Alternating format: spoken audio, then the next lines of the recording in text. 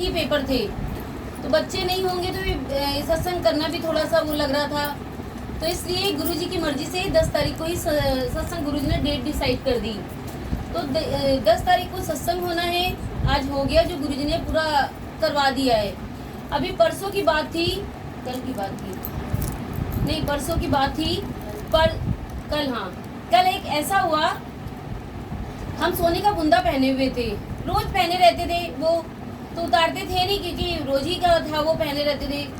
तो हम रात में जब सो गए, मतलब रात में 1:30 बजे पार्लर की टॉवल वगैरह थी, तो मैंने कहा लो इसको भिगो दे। तो भिगोने की रात में हम 1:45 बजे उनको भिगोने गए थे। फिर उसके बाद हम सो गए। सोने के बाद रात में गुरुजी के ही सब वचन सुना करते या फिर गुरुजी के सत्संग सुनते रहते, यही सारी चीजें चल रही थी। तो रात में सो गया, ऐसे सुबह उठ के कभी हम शीशा नहीं देखते थे। तो जैसे हम उठे और बस शीशा देखा, और देखा मेरे कान में बुंदा नहीं था। मतलब ये हो रहा था कि दिल तो धक से हो गया कि कान में बुंदा नहीं, तो मन में आया कि बिस्तर पे पड़ा होगा। बस इतना सोच के बस वो छोड़ दिया हमने कहा बिस्तर पे पड़ा होगा। फिर मैंने सब कुछ छोड़ के सब अपना बुंदा ढूंढना शुरू कर दिया, ऊपर नीचे सब तरफ। टॉवेल रात में भिगोई थी, उसमें सोचा शायद इसी में चला गया हो किसी तरीके से। तो सारी चीजें हो गई, सब कहीं मैंने बुंदा ढूंढ लिया था, लेकिन इतना परेशान हो रहे थे, मन में ये आ रहा था, बताओ हम अपने आप ढूंढने जा रहे हैं, लेकिन गुरुजी से तो बोल ही नहीं रहे कि गुरुजी मेरा बुंदा खो गया है, गुरुजी पायल खो गई तो चलो चल गया, लेकिन सोने का बुंदा खोना, गुरुजी 20,000 का एक बुंदा था वो आपके टाइम पे, तो गुरुजी ये तो नहीं खोना चाहिए ना।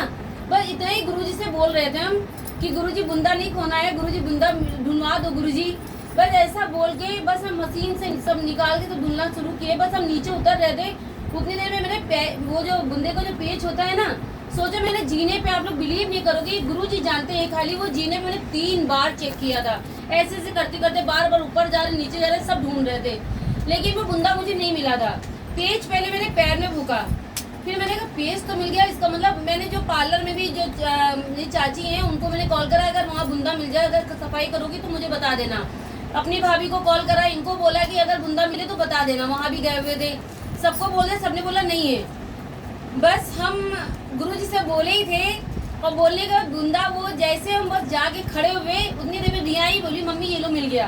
हमने कहा कहाँ था, सोचो बेड पूरा मैंने चादर हटा हटा के रिया ने देखा। और रात में जब ऊपर लेटने गए थे तो रिया, ये जो दरी है ना, ऐसी और भी दरियां हैं मेरे पास, ये कारपेट टाइप का रिया बिछा के लेटती है। सोचो ये बुंदा जब हम रात में ऊपर लेटने गए थे तो ये बिछा के लेट चुकी थी। सोचो वो बुंदा इस जमीन के नीचे घुसा हुआ था, इसकी पीठ के नीचे था।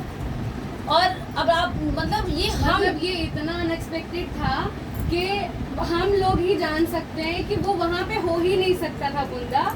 इन्होंने सिर्फ प्रे किया और वो बुंदा वहाँ मिला जहाँ होना ही नहीं चाहिए था। सोचिए जो पहले से बिछा हुआ है। हाँ। हम जब रात में पार्लर से आए थे तो ये अपना बिछा चुकी थी, उसके नीचे जाने का क्या मतलब था। ये गुरुजी अच्छे से जानते थे, चादर तो इसने चेक कर लिया है, यहाँ डालना तो सही नहीं है, तो गुरुजी ने ऐसी जगह डाल दिया कि जहाँ से शुरू करे उसी के नीचे मिल गया। तो इसका गुरुजी का बहुत शुक्राना था। फिर मैंने तुरंत कड़ा प्रसाद, मन में आया भी कड़ा प्रसाद बनाएंगे, गुरुजी को भोग लगा देंगे, मगर भूल गए। आके गुरुजी को जो नाश्ता प्रसाद का भोग लगा दे, रिया अंदर किचन से बोल रही है मम्मी बुंदा मिल गया, मगर तुमने कड़ा प्रसाद नहीं बनाया। हमने कहा गुरुजी रियलाइज करवा रहे हैं कि कड़ा प्रसाद नहीं बनाया मैंने,